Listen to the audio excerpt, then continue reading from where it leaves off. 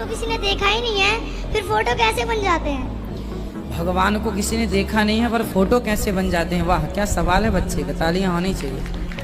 बेटा भगवान को किसी ने देखा नहीं है पर भगवान कैसे हैं ऐसा लिखा है ना भागवत जी में कि भगवान के बाल घुंघराले से हैं, आँखें ऐसी हैं, नाक ऐसी हैं, गाल ऐसे हैं, मुंह ऐसा है, अधर ऐसे हैं, होंठ ऐसे हैं, छाती ऐसी है, भुजा।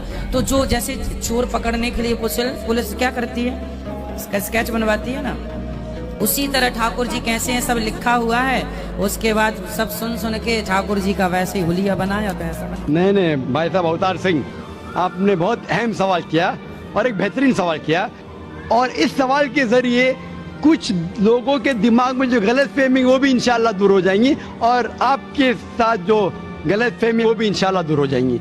आपने बिल्कुल सही फरमाया कि हिंदू धर्म ने हिंदू ये समझते हैं कि जब पत्थर को पूछते हैं तो एनर्जी, आपने साइंस के बारे में कहा एनर्जी है आपके इसमें, एनर्जी मेरे इसमें, मैं एनर्जी के बारे में बिल्कुल मुझे कोई इख्तिलाफ नहीं है, एनर्जी है। लेकिन ये कहना कि ये एनर्जी अल्लाह है, ये एनर्जी खुदा है, ना कुरान में लिखा है ना वेद में लिखा है। पॉइंट नंबर 1, ये आपकी गलत फहमी है कि ये एनर्जी खुदा है। कुरान में लिखा है कि उसके जैसा कोई नहीं है, there is nothing like it, वलम यकुल लहू कुफुवन अहद, उसके जैसा कोई नहीं है।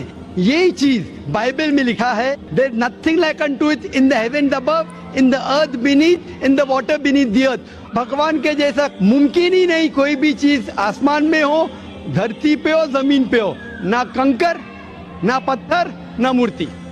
वो ही लिखा है वेद में, ना तस्य प्रतिमा अस्ति, उस भगवान का कोई अक्स नहीं, कोई पेंटिंग नहीं, कोई फोटोग्राफ नहीं, कोई मूर्ति नहीं। तो ये लिखा है धार्मिक किताबों में, लेकिन धर्म के मानने वाले अपनी आसानी के लिए तब्दील कर रहे हैं। मिसाल के तौर पे आप सपोज बिजनेसमैन हैं, आप एक कंपनी के मालिक हैं, आप एक अपना पुराना उसूल, किस तरीके से कंपनी चलना चाहिए, उसूल से चलते आ रही है। आपके कोई नई मैनेजर आते उसूल को बदल देते, आपके उसूल के खिलाफ काम करते, बोलते क्या ये और बेहतर होगा, इससे मुनाफा ज्यादा होगा। आपके उसूल है कुछ, आपके उसूल होंगे कि मैं ईमानदारी से काम करूं, आपके मैनेजर के उसूल होंगे ईमानदारी को छोड़ो, पैसे ज्यादा कमाने के। आपको जब पता चलेगा आपका मैनेजर आपके उसूल को तोड़ रहा है, बोलेगा मालिक ज्यादा पैसे मिलेंगे, रिश्वत दो। आप उससे सहमत है? आप बोलेंगे ज्यादा पैसे छोड़ो, मिलते क्या नहीं मिलते, रिश्वत देना हराम है। तो इस तरीके से अल्लाह ताला ने बुनियादी बातें कह चुकी है किस तरीके से उस ईश्वर की इबादत करना। अभी इंसान अपनी गलतफहमियों में अल्लाह ताला खुदा ईश्वर की बात छोड़ के खुद के तरीके से इबादत करने लगते हैं, और हम क्या कर रहे हैं, उस अजीम खुदा को गाली देते हैं। हम कहते हैं कि खुदा ने बेटा जना, अस्तगफुरुल्लाह। हम खुदा को उस मूर्ति में ले आते हैं, जब लिखा हुआ है श्वेताश्वतर उपनिषद में, यजुर्वेद में, ना तस्य प्रतिमा अस्ति, उस ईश्वर की प्रतिमा नहीं है, हम मूर्ति बनाते हैं। मिसाल के तौर पे अगर मैं किसी को मदद करता हूं और अगर वो शख्स मुझे जानता नहीं, जाकिर कैसा दिखता है,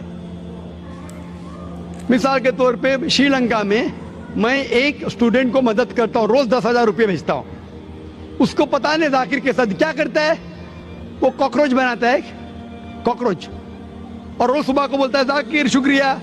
जब मुझे पता चलेगा उसने मुझे कॉकरोच बनाया, क्या मुझे खुशी होगी? भले वो मुझे कुछ खाली दिल में कहता था जाकिर शुक्रिया, आप काफी है, शुक्रिया नहीं भी कहता था चल जाता था, लेकिन मुझे कॉकरोच बनाया, इंसान से कॉकरोच बनाया। मुझे फर्क पड़े ना पड़े, वो तो बेवकूफ बन रहे ना, कैसा बेवकूफ इंसान है। मुझे भले फर्क ना पड़ा, मैं दयालु, जान देना मुझे कॉकरोच में क्या फर्क पड़ा, मैं बोलूंगा क्या बेवकूफ इंसान है, क्या बेवकूफ इंसान है कि कॉकरोच के सामने झुक रहा है। तो इसी तरीके से खुदा ने हर मजहबी किताब में दिखाया हुआ है किस तरीके से उसकी इबादत करें, किस तरीके से उसकी बात माने। हम आते हैं और अपने तरीके से सोचने लगते हैं एनर्जी इज गॉड। कहां नहीं लिखा एनर्जी इज गॉड? आपने बिल्कुल आपके सवाल का जवाब खुद आपने दिया। आपने एक मिसाल दी कि हिंदू लोग कहते हैं नमस्ते। नमस्ते का लफ्ज किधर से आता है? आपको शायद पता होगा। नमस्ते आता है इदम नममे से।